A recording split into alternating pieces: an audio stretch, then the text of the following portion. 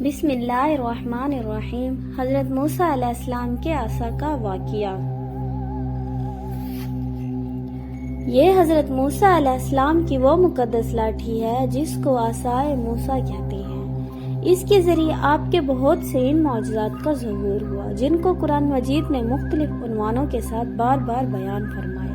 اس مقدس لاٹھی کی تاریخ بہت قدیم ہے، جو اپنے دامن میں سینکڑوں ان تاریخی واقعات کو سمیٹے ہوئے ہے جن میں عبرتوں اور نصیحتوں کی ہزاروں نشانات ستاروں کی طرح جگمگا رہے ہیں، جن سے اہل نظر کو بصیرت کی روشنی اور ہدایت کا نور ملتا ہے۔ یہ لاٹھی حضرت موسیٰ علیہ السلام کے قد برابر 10 ہاتھ لمبی تھی اور اس کے سر پر 2 شاخیں تھیں جو رات میں مشعل کی طرح روشن ہو جایا کرتی تھی۔ یہ جنت کے درخت پیلو کی لکڑی سے بنائی گئی تھی اور اس کو حضرت آدم علیہ السلام بحث سے اپنے ساتھ لائے تھے۔ حضرت آدم علیہ السلام کے ساتھ عود، خوشبودار لکڑی، حضرت موسیٰ علیہ السلام کا عصا جو عزت والی پیلو کی لکڑی کا تھا، انجیر کی پتیاں، حجر اسود جو کہ مکہ معظمہ میں ہے، اور نبی معظم حضرت سلیمان علیہ السلام کی انگوٹھی پہ یہ 5 چیزیں جنت سے اتاری گئی۔ حضرت آدم علیہ السلام کے بعد یہ مقدس عصا حضرت انبیاء کرام علیہ السلام کو یک کے بعد دیگر بطور میراث کے ملتا رہا، یہاں تک کہ حضرت شعیب علیہ السلام کو ملا جو کہ قوم مدین کے نبی تھے۔ جب حضرت موسیٰ علیہ السلام مصر سے ہجرت فرما کر مدینہ تشریف لے گئے اور حضرت شعیب علیہ السلام نے اپنی ساززادی حضرت بی بی سفورہ رضی اللہ تعالیٰ عنہ سے آپ کا نکاح فرمایا اور آپ 10 برس تک حضرت شعیب علیہ السلام کی خدمت میں رہ کر آپ کی بکریاں چراتے رہے، اس وقت حضرت شعیب علیہ السلام نے حکم خداوندی کے مطابق آپ کو یہ مقدس عصا عطا فرمایا۔ پھر جب آپ اپنی زوجہ محترمہ کو ساتھ لے کر مدین سے مصر اپنی وطن کے لیے روانہ ہوئے اور وادی مقدس مقام طویٰ میں پہنچے تو اللہ تعالیٰ نے اپنے تجلی سے آپ کو سرفراز فرما کر منصب رسالت کی شرف سے سر بلند فرمایا۔ اس وقت حضرت حق جلال مجدہ نے آپ سے جس طرح کلام فرمایا، قرآن مجید نے اس کو اسی طرح بیان فرمایا کہ ترجمہ: اور یہ تیرے داہنے ہاتھ میں کیا ہے اے موسیٰ؟ عرض کی، یہ میرا عصا ہے، میں اس پر تکیہ لگاتا ہوں اور اس سے اپنی بکریوں پر پتے جھاڑتا ہوں اور میرے اس میں اور کام ہیں۔ حضرت موسیٰ علیہ السلام اس مقدس لاٹھی سے مذکورہ بالآخر کام نکالتے رہے، مگر جب آپ فرعون کے دربار میں ہدایت فرمانے کی غرض سے تشریف لے گئے اور اس نے آپ کو جادوگر کہہ کر جھٹلایا تو آپ کے اس عصا کے ذریعے بڑے بڑے معجزات کا ظہور شروع ہو گیا، جن میں سے 3 معجزات کا ذکر قرآن مجید نے بار بار فرمایا جو حسب دلیل ہے۔ عصا اژدہا بن گیا۔ اس کا واقعہ یہ ہے کہ فرعون نے ایک میلہ لگوایا اور اپنی سلطنت کے جادوگروں کو جمع کر کے حضرت موسیٰ علیہ السلام کو شکست دینے کے لیے مقابلہ پر لگا دیا، اور اس میلہ کے اظہار میں جہاں لاکھوں انسانوں کا مجمع تھا، ایک طرف جادوگر کا ہجوم اپنی جادوگری کا سامنا لے کر جمع ہو گئے اور ان جادوگروں کی فوج کا مقابلے میں حضرت موسیٰ علیہ السلام تنہا ڈٹ گئے۔ جادوگروں نے فرعون کی عزت کی قسم کھا کر اپنے جادو کی لاٹھیوں اور رسیوں کو پھینکا اور ایک دم وہ لاٹھیاں اور رسیاں سانپ بن کر پورے میدان میں ہر طرف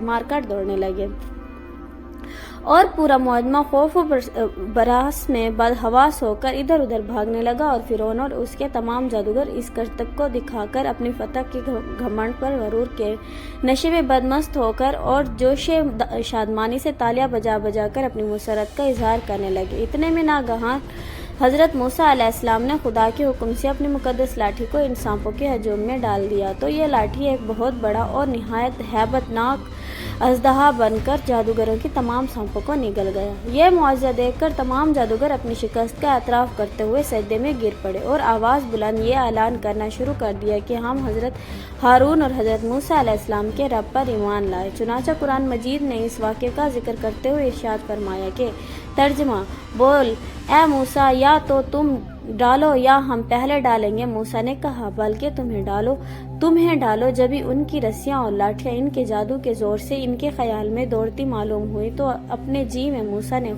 خوف پایا۔ ہم نے فرمایا، ڈر نہیں، بے شک تو ہی غالب ہے، اور ڈال تو دے جو تیرے داہنے ہاتھ میں ہے، اور ان کے बनावटों को निगल जाएगा, और जो बना कर लाए हैं वो तो जादूगर का फरेब है, और जादूगर का भला नहीं होता। कहीं आए तो सब जादूगर सजदे में गिर गए और हम इस पर ईमान लाए जो हारून और मूसा का रब है।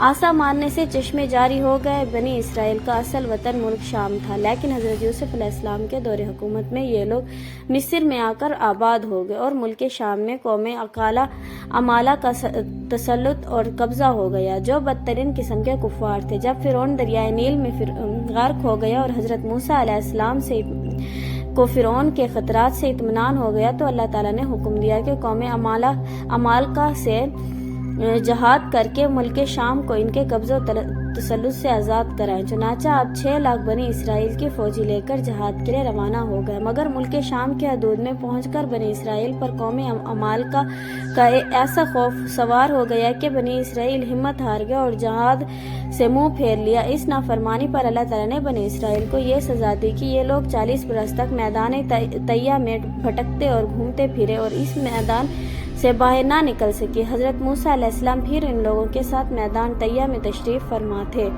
जब बनी इसराइल इस बेआब गया मैदान में भूख और प्यास की शिद्दत से बेकरार हो गए, तो अल्लाह ताला ने हज़रत मूसा अलैहिस्सलाम की दुआ से इन लोगों के खाने के लिए मनो सलवा आसमान से उतारा। मन की शहद इस किस्म का हलवा था और सलवा भुनी हुई बटेरें थी। खाने के बाद ये लोग प्यास से बेताब होने लगे और पानी मांगने लगे, तो हज़रत मूसा अलैहिस्सलाम ने पत्थर पर अपना आसा मारा तो इस पत्थर में 12 चश्मे फूट कर बहने लगे और बनी इसराइल के 12 खानदान अपने एक चश्मे से पानी लेकर खुद भी पीने लगे, अपने जानवरों को भी पिलाने लगे और पूरे 40 बरस तक ये सिलसिला जारी रहा। ये हज़रत मूसा अलैहिस्सलाम का मौजज़ा था जो आसा और पत्थर के ज़रिए ज़हूर में आया। कुरान मजीद ने इस वाक़या और मौजज़ा का बयान करते हुए इरशाद फरमाया कि तर्जमा, और जब मूसा ने अपनी कौम के लिए पानी मांगा तो हमने फरमाया इस पत्थर पर अपना आसा मारो, फौरन इसमें से 12 चश्मे बह निकलेंगे। हर गिरोह ने अपना घाट पहचान लिया। आसा की मार से दरिया फट गया। हज़रत मूसा अलैहिस्सलाम एक मुद्दत दराज तक फिरौन को हिदायत फरमाते रहे और आयत और मौजज़ात दिखाते रहे, मगर उसने हक़ को कबूल नहीं किया, बल्कि और ज़्यादा इसकी शरारत और सरकशी बढ़ती रही। और बनी इसराइल ने चूँकि खुदाई को तस्लीम नहीं किया, इसलिए उसने उन मोमिनों को बहुत ज़्यादा जुल्म सितम का निशाना बनाया। इस दौरान में एक दम हज़रत मूसा अलैहिस्सलाम पर वही उतरी कि अपनी कौम बनी इसराइल को अपने साथ लेकर रात में मिस्र से हिजरत कर जाए। चुनाचे हज़रत मूसा अलैहिस्सलाम बनी इसराइल को अमरा लेकर रात में मिस्र से रवाना हो गए। जब फिरौन को पता चला कि वो भी अपने लश्करों को साथ लेकर बनी इसराइल की गिरफ्तारी के लिए चल पड़ा। जब दोनों लश्कर एक दूसरे के करीब हो गए तो बनी इसराइल फिरौन के खौफ से चीख पड़े कि अब तो हम फिरौन के हाथों में गिरफ्तार हो जाएंगे। और बनी इसराइल की पोजीशन बहुत नाजुक हो गई, क्योंकि इनके पीछे फिरौन का खूनख्वार लश्कर था और आगे मौजें मारता हुआ दरिया था। इस परेशानी के आलम में हज़रत मूसा अलैहिस्सलाम मुतमईन थे और बनी इसराइल को तसल्ली दे रहे थे। जब दरिया के पास पहुंच गए तो अल्लाह ताला ने हज़रत मूसा अलैहिस्सलाम को हुक्म फरमाया कि तुम अपनी लाठी दरिया पर मारो। चुनाचा जूं ही आपने दरिया पर लाठी मारी तो फौरन ही दरिया में 12 सड़कें बन गई और बनी इसराइल इन सड़कों पर चलकर सलामती के साथ दरिया से पार निकल गए।